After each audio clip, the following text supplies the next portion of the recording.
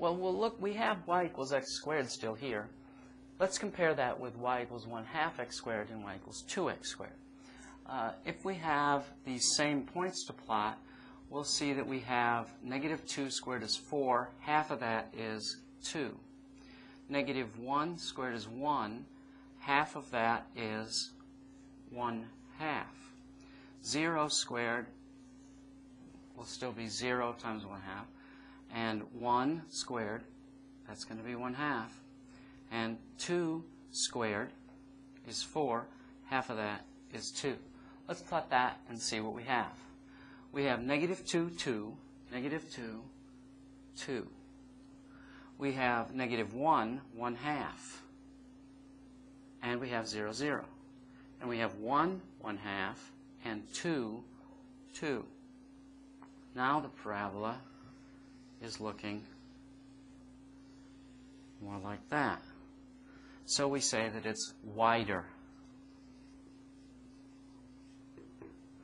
Let's see what happens with y equals 2x squared. Negative 2 squared is 4 times 2 is 8. Negative 1 squared is 1 times 2 is 2.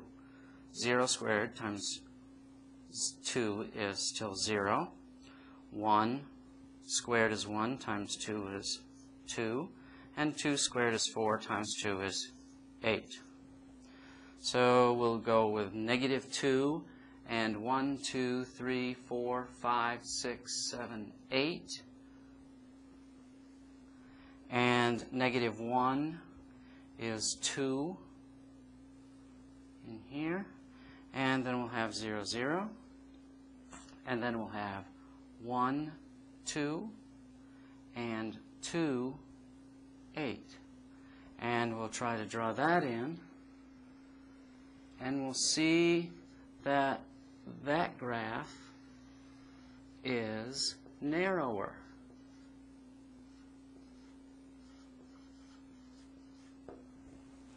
So now we have pretty much taken care of what happens if we have y equals ax squared.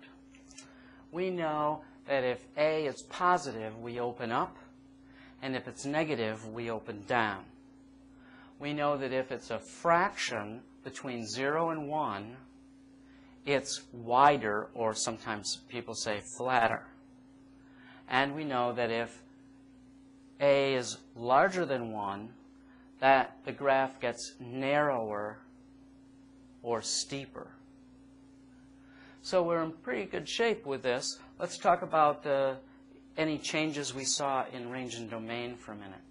The domain of all of these appears to be real numbers.